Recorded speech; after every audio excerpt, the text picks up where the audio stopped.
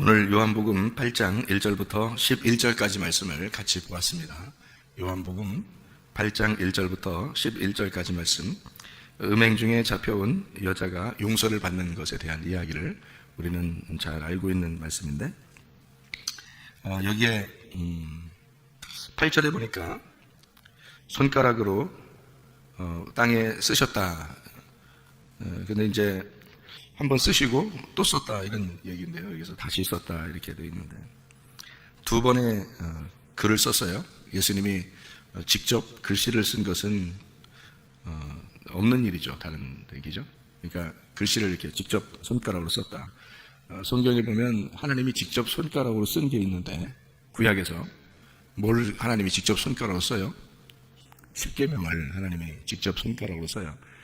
근데 하나님이 직접 이렇게 쓰셔서 모세에게 줄 때 몇 번을 주나요? 두 번을 줍니다. 첫 번째 쓴 거는 금송아지 만드는 사람들 앞에서 깨버렸고, 두 번째 다시 올라가서 이제 십계명을 또 받게 되었거든요. 그러니까 두 번을 이렇게, 여기도 예수님이 두 번을 글씨를 쓰죠, 그죠? 첫 번째 쓰고 그 다음에 두 번째 쓰고. 그러니까 성경은 몇 번을 받아야 돼요, 우리가? 두 번을 받아야 돼요. 성경은 두 번을 받아야 돼요, 여러분이. 그러니까 처음에 교회 나올 때 한 번 받는 거고요. 그 다음에 이제 마음판에 직접 새겨지는 두 번째 말씀을 여러분이 받으셔야 됩니다. 그러니까 처음에 교회 나왔다고 해서 말씀을 다 마음판에 받는 게 아니고, 교회 나와서 말씀을 이제 받을 때 우리가 율법적인 이제 겉에 이런 말씀들을 이제 받게 되고, 그 다음에 마음판에 이제 직접 말씀을 새기는 그런 말씀을 여러분이 직접 하나씩 받으셔야 됩니다. 이제 그러니까 두 번째 말씀을 받고 난 다음에, 그때 이제 예수님께서 말씀을 하시죠. 두 번의 말씀을, 이제 두 번째의 그 말씀, 두 번의 말씀을 반드시 우리가 들어야 되는데, 베드로 같은 사람은 첫 번째 예수님을 따라다녔던 사람이에요. 그런데 예수님 부인하고 도망갔다가 예수님 부활하고 난 다음에 다시 예수님이 찾아왔어요. 찾아와가지고 예수님한테 또 물어보죠. 요한복음 21장에 물어봅니다. 네가 날 사랑하느냐 하면서 세 번을 연거푸 물어보면서, 두 번째 그렇게 부르셨을 때는 베드로를 너 이제까지 있었던 구원은 헛것이다 이래서 그렇게 부른 게 아니고, 또 너 나 이제까지 3년 반 더 따라다녔던 거 그거 다 헛된 거야 이렇게 해서 예수님이 베드로 이렇게 부르고 그런 게 아니라, 와가지고는 특별히 베드로한테 다시 물어보면서, 그러니까 이제 베드로를 두 번을 부르시는 거죠. 처음에 예수님 따라다닐 때 부른 거하고, 그 다음에 이제 요한복음 21장에 베드로를 다시 찾아와서, 일부러 찾아와서 부르시는 거예요. 그러니까 이 두 번째 만날 때는 마음으로 주님을 만나야 된다 그러는데, 이 마음으로 주님을 만날 때는 주님이 이제 찾아오시는데, 이게 이제 베드로를 찾아오셔서 말씀하실 때 말이에요. 이유, 목적이 뭐냐면 자기의 사명을 이제 맡기려고 그런 겁니다. 그러니까 주님이 다시 찾아오셔서 말씀을 여러분에게 이제 깨닫게 하시는 이유가 있어요. 그 바로 뭐냐면, 여러분이 하나님을 이제 하나님의 사역을 감당하게 하려고 그렇게 부르시는 거예요. 그 전까지 하나님의 자녀였던 건 다 무효다 이런 말이 아니고, 하나님 자녀인데 하나님 자녀 중에서 하나님의 일을 하는 종으로 부르는 거예요. 그냥 자녀들은 약하죠, 연약하고. 근데 종으로 이렇게 부를 때는, 그때는 이제 예수님의 그 사역을 똑같이 할 수 있는 사람을 부르는 거예요. 그러니까 베드로 같은 사람도 불러가지고, 네가 내 대신 내 양을 좀 돌봐달라고, 내 양에게 먹이를 주라고 그렇게 말씀을 이제 제공하는 거죠. 그러니까 베드로에게 그런 이제 사명을 주시는 것이, 분명히 두 번의 닭 울음소리처럼, 그러니까 그 두 번의 닭 울음소리가 나야 그 다음에 이제 베드로가 깨닫는 것처럼, 우리들도 두 번의 그 말씀이 우리 마음판에 새겨지는 것이 꼭 필요하다. 이런, 일단 처음에는 뭐가 뭔지 몰라도 계속 말씀을 듣는 게 중요해요. 말씀을 듣고 그렇게 이제 주님 믿으려고, 예수님 믿고 살려고 이렇게 하는 그런 모습들은 상당히 중요합니다. 그런데 이제 두 번째 부르시는 것이 있다는 사실을, 저도 이런 거를 이제 예수님이 한번 나를 우리를 예수님 믿었다 이렇게 하면 그럼 구원받은 거라고 생각하고 그렇게 옛날엔 살았죠. 그런데 진짜 부르는 게 있구나라는 것을 이 말씀을 통해서 제가 깨닫게 되고, 또 주님이 이제 부르셨다는 것을 이제 회개를 통해서 알게 되니까, 사람들이 이런 것을 잘 모르겠구나. 이 두 번의 그 부르심을 잘 모르겠구나. 그러니까 주님을 내가 믿겠다고 이렇게 따라오는 거는 있을 수 있는데, 그런데 주님이 우리를 두 번째 그 사명을 불러서 하나님의 일을 감당하게 하는 사람들은 따로 있구나라는 것을 알게 된 거죠. 그게 종이라는 거거든요. 종. 그러니까 주의 종, 그러면 종이 아들보다 높을 수는 없어요. 그러니까 아들이 높은 거거든요. 그러니까 사람들을 섬기게 종을 만드는 거죠.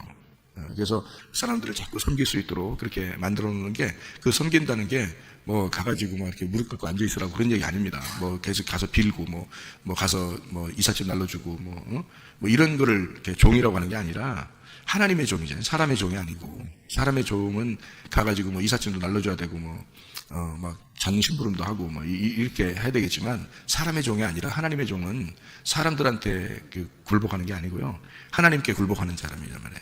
그러니까 하나님께 굴복하는 사람이기 때문에 하나님께 철저하게 굴복해야지만이 하나님이 자기 말씀을 주신단 말이에요.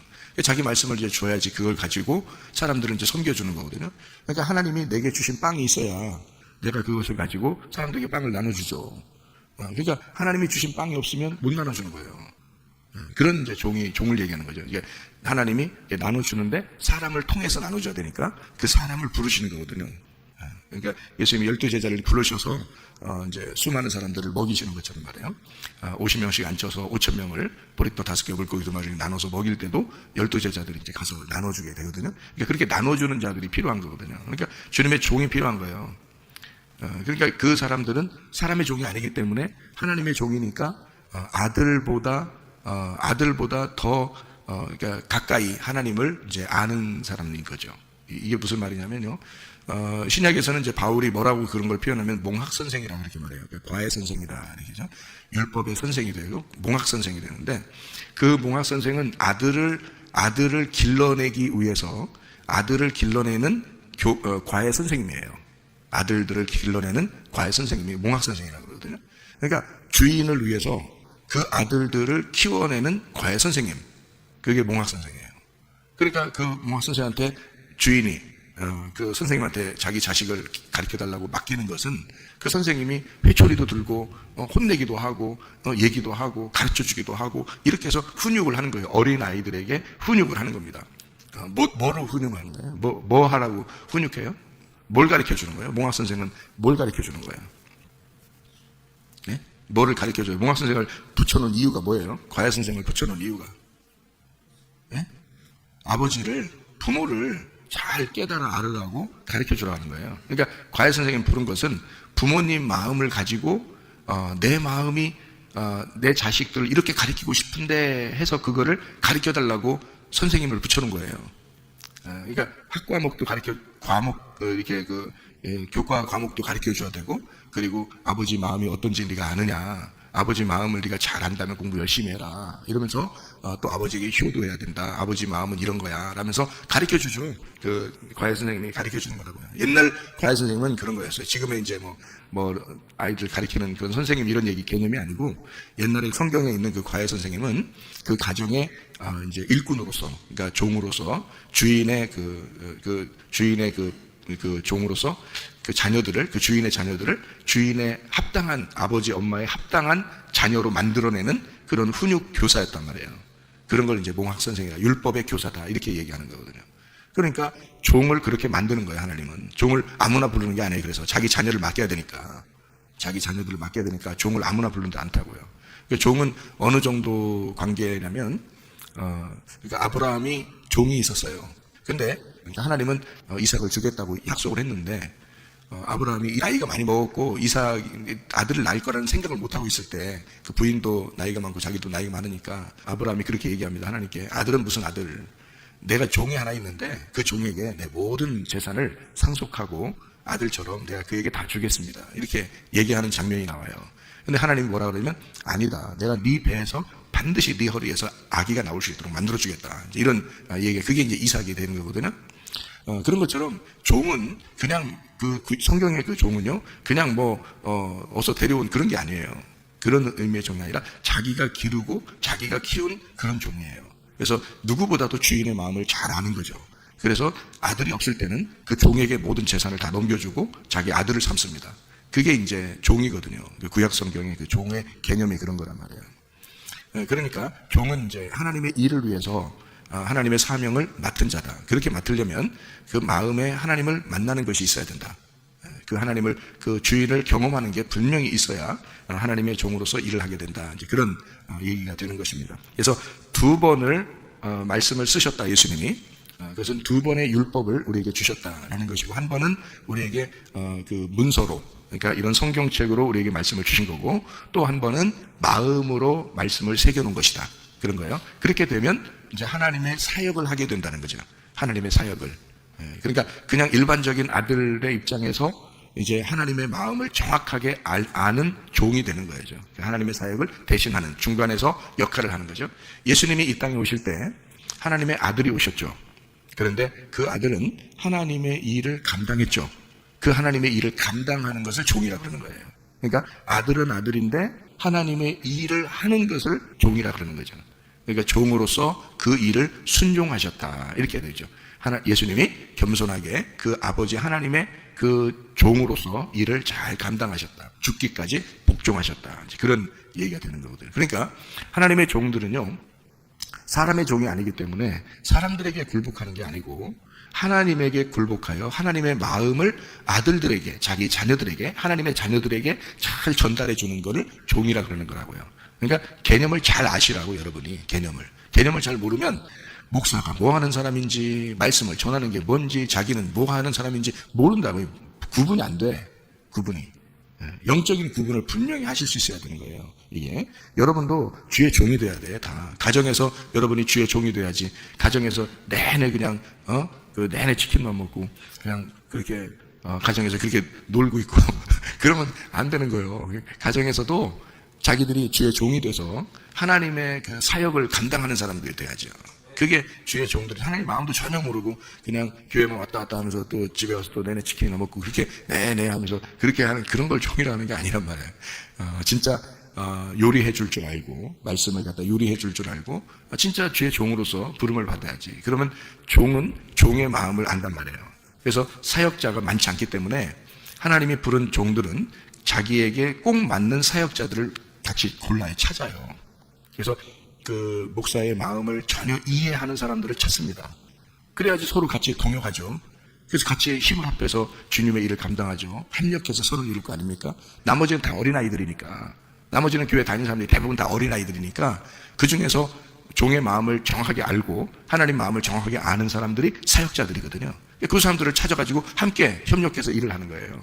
그렇지 않은 사람들은 전혀 모르니까 종이 뭔지 하나님이 뭔지 잘 모르니까 그냥 듣기만 해야 되는 거니까 어린애들이거든요. 어린아이들. 그러니까 훈육을 받아야 될 사람들이란 말이에요. 그러니까 그런 사람들은 뭐 동역할 수는 없죠. 그냥 교회 오는 것으로 만족하고 그 사람들에게 말씀을 자꾸 공급하고 밥을 만들어주고 이 하나님의 양식을 이제 주는 거 이렇게 요리해서 주는 그런 것만 이제 그 사람들은 와서 먹고 마는 거죠. 그러니까 그게 사역자가 아니기 때문에 그런 거예요. 그냥 주님의 자녀라고 그냥 오기 때문에 그런 거고 하나님은 양식이 꼭 줘야 되니까 자녀들에게 그걸 주는 거죠. 근데 사역자들은 달라요. 종의 마음을 정확하게 깨달아야 되고 그리고 종과 함께 마음을 같이 해서 주님의 일을 감당하다가 가는 겁니다. 그게 사역자들이거든요. 그러니까 사역자는 많지 않아요. 교회에서도. 그러니까 주의 종의 마음을 아는 사람들은 많지 않단 말이에요. 그래서 하나님의 그 종들은 반드시 두 번의 그 부르심이 있어서 그 사명을 감당하도록 만드신다. 그 마음판에 말씀을 새기도록 그렇게 하신다 하는 거고요. 나머지들은 다 어린아이들이라 그 종의 말을 듣고 하나님께서 사역하시는 그 말을 듣고 살아가게 되어 있는 것이다. 그런데 이제 그렇게 되면 너무 어린아이라 뭔가 뭔지 잘 모르잖아요. 그러니까 성장해야 돼. 말씀을 듣고 자꾸 성장하라고 그래요. 성경에서. 그죠? 성장하라고 그래요. 그러니까 어린아이로 머물러서는 안 돼. 그러니까 여러분이 나 시험 들었어. 뭐 나는 뭐 맨탕 어린아이야. 뭐 이런 것은 안 되는 거예요. 그런 게 성경은 가르치지 않아요. 반드시 말씀을 먹었으면 성장해야 된다. 너희들도 점점점 성숙해져 가야지 맨날 어린아이 짓 하면 안 된다. 이렇게 성경은 우리에게 가르치고 있는 거죠. 그러니까 주의 종들이 전달하는 그 말씀들을 잘 듣고 여러분도 자꾸 성장하는 그런 모습들을 가져야 됩니다. 그러니까 두 번의 부르심은 반드시 필요하고 두 번 땅에 쓰셨다. 두 번의 닭 울음소리가 있었다라고 하는 것을 우리가 이해할 수가 있죠. 요한복음 8장 7절의 말씀에 보니까 이렇게 되어 있죠. 그들이 묻기를 아니하는지라 이에 일어나 이르시되 너희 중에 죄 없는 자가 먼저 돌로 쳐라 이렇게 되어 있습니다. 죄 없는 자가 먼저 돌로 쳐라. 자, 자기가 죄 없다고 돌로 쳐서 죽인 사람이 하나 있었어요. 성경에 사도행전에 누굴까요? 사울입니다. 자기는 죄 없고 스데반이 죄 있다 해가지고 사울이 스데반을 돌로 쳐서 죽였어요. 똑같은 장면이에요. 이게 지금 여기 똑같은 장면이거든요. 그러니까 예수님이 거기 옆에 이제 있는 거거든요. 근데 사도 바울이 바울 되기 전에 사울이었을 때 스데반을 돌로 치면서 자기는 죄가 없고 스데반은 죄가 있다. 그래서 사도 바울이 되기 전에 그 사울이 들고 있던 돌, 이런 돌들을 이 사람들도 들고 있었단 말이에요. 똑같이. 그죠? 이 사람들도 들고 있었어. 근데 예수님이 그럼 죄 없는 놈이 한번 쳐봐 그랬어요. 죄 없는 놈이 쳐봐. 근데 자기들한테 가만히 죄 없는 놈을 쳐봐라고 얘기하는 이 주님은 사실 여기서 어떤 주님이냐면 율법적인 주님이거든요. 그럼 율법적인 이 주님이 딱 얘기를 하니까 이 사람들이 자기들 율법으로 자기를 비춰볼 때 죄 없는 놈이 있나요? 없죠. 예수님만 죄가 없단 말이에요. 그러니까 그 자리에서 그 돌을 들고 있을 수가 없는 거예요. 내려놔야죠. 그러면 저쪽에서 죄인이 있어서 내가 저쪽으로 던지면은 내가 의인이고 저쪽에 있는 게 죄인인데 이 돌을 여기 밑에다가 내려놓으면 어떻게 돼요? 내려놓으면 그러면 자기가 자기를 치는 거란 말이에요. 그죠? 그러니까 내가 죄가 있습니다라고 인정하는 꼴이 된다는 말이죠. 그죠? 그러면 자 저쪽에다 죄인한테 던지는 게 아니라 자기가 자기의 발등을 찍는 거야. 그죠? 내려놓는 거야. 그냥 내려놓아. 자기가 자기의 발등을 찍고 자기가 자기에게 내려놓는 이 돌들은 이제 죄인을 죽이는 돌이에요. 이 돌을 통해서 교회가 세워지는 반석 위에 교회가 세워지는 돌이 되는 거예요. 반석 위에 세워지는 돌이 되는 거란 말이에요. 그러니까 베드로한테 예수님께서도 마태복음 16장에 뭐라 그래요? 내가 내 반석 위에 내 교회를 세울 것이다 라고 예수님이 그러죠. 그러면 누굴 통해 세운다는 거예요? 너는 베드로다 이렇게 얘기하잖아요. 너는 베드로라는 말이 조약돌이라는 얘기거든요. 조약돌. 너는 돌이야. 내가 내 반석 위에 너라는 교회를 세우겠어 이런 얘기거든요.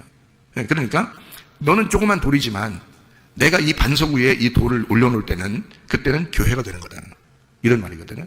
그러니까 이 사람들이 처음에는 변화받지 못한 사울처럼 막 분노에 차서 가늠한 여자를 죽이려고 돌을 가지고 왔지만 그 사람을 죽일 수 없고 자기가 죄인이라는 걸 깨달아서 그 돌을 던지지 못하고 내려놨단 말이에요. 내려놓으니까 이 돌은 내려놓아진 돌, 그러니까 사람을 죽이는 돌이 아니라 자기를 치는 돌, 그죠? 자기가 자기를 치는 돌이 됐단 말이에요. 이 돌들은 반석 위에 세운 교회가 될 수 있다는 얘기죠. 예. 그래서 주님은 그곳에서 자기가 성전임을 자기를 통해서 교회가 세워져야 하는 것을 깨닫게 해주는 장소가 됐단 말이에요. 거기가 바로 감람산에서 성전으로 돌아와서 일어나는 일이라고 이게요. 그러니까 성전에서 있는 일이란 말이에요. 성전에서. 자, 그러면 이 성전에서 있는 이 일이 바울이 사도 바울이 되면서 예수님에게 나는 죄인이었습니다. 나는 당신을 위해서 날마다 죽겠습니다. 당신은 나의 주인이 되십니다. 라고 고백하는 반석 위에 세운 집은 그 바울의 고백을 통해서 이루어지는 교회죠. 베드로를 마태복음 16장에 예수님이 교회 세울 때 뭐라고 그러냐면 베드로가 주는 그리스도시요 살아계신 하나님의 아들이십니다. 라고 고백해서 예수님이 뭐라고 그러냐면 너는 참 바요나 시몬아 네가 복이 있도다 라고 그러면서 내가 내 반석 위에 내 교회를 세우겠다 그런 얘기를 하시거든요. 그러니까 뭐를 통해서 세우겠다는 거예요? 베드로 네가 고백한 그 고백이 바로 교회가 세워지는 것이야. 그런 말이죠. 로마서 10장 9절 10절의 말씀 보니까 너희가 마음으로 믿어 의에 이르고 입으로 시인하여 구원을 받는다 이렇게 되는 거죠. 그러니까 우리가 주님 앞에 고백한다는 것은 굉장히 중요하죠. 그게 기도입니다. 하나님이 나를 사랑하신 건 사실이에요. 내가 기도하든 안 하든 주님은 나를 사랑하셔요. 그런데 내가 기도함으로써 그 사랑에 내가 반응을 하는 거죠. 하나님이 나를 사랑하신다는 것에 대해서 내가 기도함으로 나는 당신에게 반응합니다. 당신의 사랑을 내가 부탁겠습니다. 이런 거거든요. 그게 기도잖아요. 그 고백을 통해서, 그 기도를 통해서 교회가 세워지는 것이죠. 베드로의 그 고백을 통해서 예수님은 교회를 세우겠다고 말씀하시는 거예요. 바울 자신이 스데반을 죽이려고 했던 그 거친 돌이었는데 자기가 예수님에게 다시 돌아와 굴복하고 예수님께 고백했을 때 바울을 통해서 교회를 세우시는 것을 볼 수가 있잖아요. 바로 그것입니다. 우리가 우리 자신들의 돌을 누구에게 던질 것이냐, 아니면 자기의 발등을 찍을 것이냐, 그리고 자기를 발견할 것이냐, 그죠? 그리고 하나님 앞에 고백하게 되면 여러분의 그 고백을 통해서 여러분도 반석 위에 세운 집이 되고 반석 위에 세운 교회가 될 것이다 그 말입니다. 이해가 되겠죠? 무슨 말인가? 여기에 요한복음 8장 9절 말씀을 보니까 그들이 이 말씀을 듣고 양심의 가책을 느껴 어른으로 시작하여 젊은이까지 하나씩 하나씩 나가고 오직 예수와 그 가운데 섰는 여자만 남았더라. 가운데가 메소스라는 단어인데요. 메소스라는 게 in the middle, 그 중앙에, 그 중심에, 한가운데에, 그 중간에 하나가 되어서 이 말이에요. 예수님 안에서 하나가 되었다. 그러니까 이걸 뭐라고 그러냐면 하나님의 그 관역에, 하나님의 이렇게 관역이 이렇게 동그랗게 이렇게 있으면 그 중앙에, 그 가운데 딱 맞았다 그 말이에요. 그러니까 하나님의 그 관역이 있다면 그 가운데 딱 들어왔다는 거예요. 그게 이 한가운데예요. 왜 그러냐면 예수님이 이 여자를 부르실 때는 이 여자는 두 번째의 부르심이에요. 왜 두 번째의 부르심인 줄 알아요? 이 여자가 가늠했잖아요. 음행을 저질렀잖아요. 음행을 저질렀을 때 이 여자는 원래 예수 안 믿는 사람인가요? 아니에요. 이 사람은 하나님의 자녀입니다. 하나님의 자녀이고 예수님을 잘 믿는 사람이에요. 우리로 말하면 이 가늠한 여자는. 그래서 예수님이 이 가늠한 여자를 부르시는 거란 말이에요. 여러분 그 소경이 성경에 나오는데 소경을 갖다가 예수님이 눈뜨게 해줄 때는 여러분이 어떻게 생각해요? 하나님 안 믿는 사람을 소경이라고 생각했었어요? 아니죠. 설마 그 정도는 아니겠지. 예? 소경은 예수 잘 믿는 사람을 얘기하는 거예요. 소경은요. 왜 그러냐면 이렇게 되는 거예요. 소경을 예수님이 이제 만나서 눈을 뜨게 해줄 때는 이 소경 전에 이 소경이 어떤 사람이었다는 거예요?